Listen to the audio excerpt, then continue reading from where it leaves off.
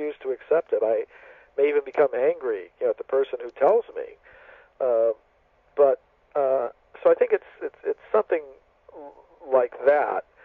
Today, scientists are very much in love with their current theory of human origins, and therefore, when they hear something that goes against it, they don't want to accept it. They may even become angry at the person who starts speaking about these things. So, so I think in one sense it's just human nature. In another sense, it's a process that historians of science and philosophers of science have understood for a long time, namely that theoretical preconceptions influence how evidence is treated in various fields of science. No one can be completely objective, even a scientist. You wouldn't even know what to look for unless you had some preconception about what you think is possible or what you think is likely. So, in another sense, I think that's part of the explanation, how theory governs what is accepted as a fact and what isn't. Yeah. Because I think many of these scientists, they don't think that they're necessarily concealing true facts, which, if known, would cause people to disbelieve in their theories. Yeah. Rather, when they encounter this evidence, they think something like this: there must be something wrong with this evidence. I can't say exactly what, but I'm sure if I talk to my colleague who's an expert in this field, he'd be able to tell me exactly what the problem is. And so then they just put it aside, they ignore it, forget about it, don't talk about it, and it just stays out of discussion. Just like, if you take a group of cultured people at a party, they might tend to avoid speaking about certain topics that are controversial and are going to cause arguments and things like that. Sure. So I think it's in many cases it's like that. Okay. But then I think there are also some deeper reasons. There are various kinds of power in this world. There's military power, there's political power, there's economic power, there's also intellectual power, which is a very real power, a very subtle power, but a very real one. Yeah. And one thing that we notice about power is that those who have it like to keep it. For example, if a single political party has a monopoly on the political life of the country, wants to preserve its position. Yeah. If a single corporation has a monopoly in a certain sector of the economy, wants to keep its position. If some country has a monopoly on the position of military superpower, wants to keep its position. So similarly, if a particular intellectual party has a monopoly in the education system and the scientific institutions, as the supporters of the Darwinian theory of evolution now have, it's natural they're going to want to keep their position. Sure.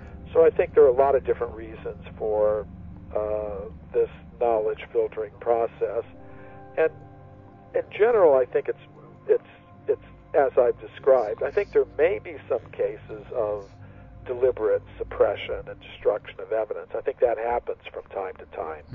But in most cases, I think it's a refusal to believe that the evidence could be true, not that they think they're hiding true evidence. Sure.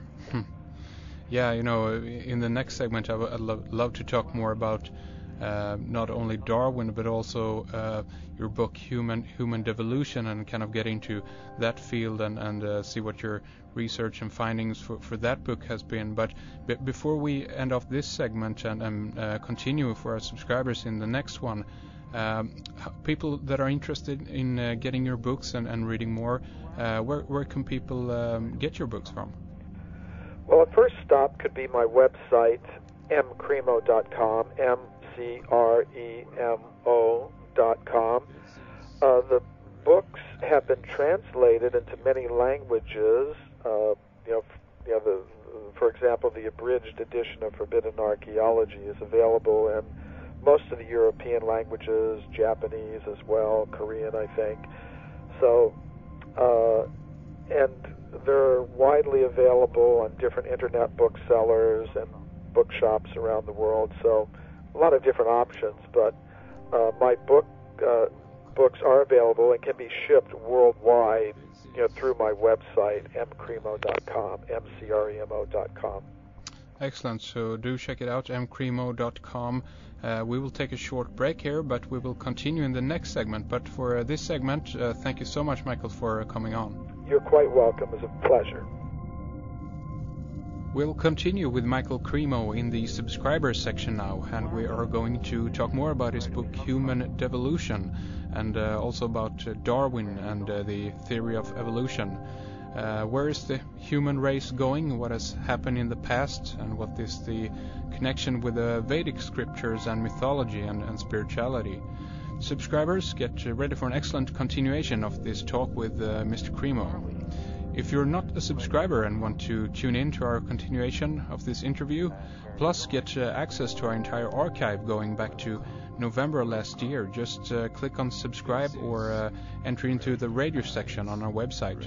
It's a very easy maneuver with PayPal to sustain your membership, and if you're not into PayPal, we also got alternative ways for you to subscribe also. All the info is up on our website, redicecreations.com. This coming Sunday, we are going to have Alan Watt back with us on the program, and for you guys who are wondering what happened to Michael Tsarion, he will be joining us next Thursday. So tune in then for a program with Tsarion. Thank you for listening to the program, and thanks to producer Fredrik behind the controls. This is Henrik Palmgren signing off.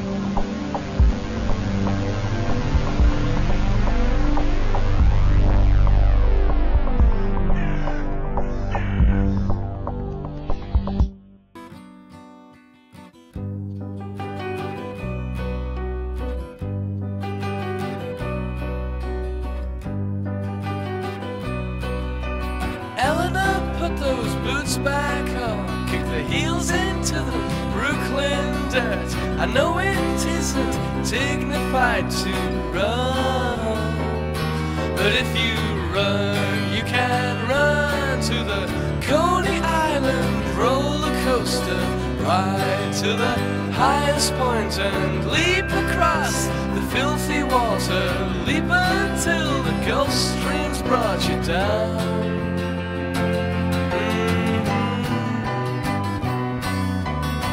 I could be there when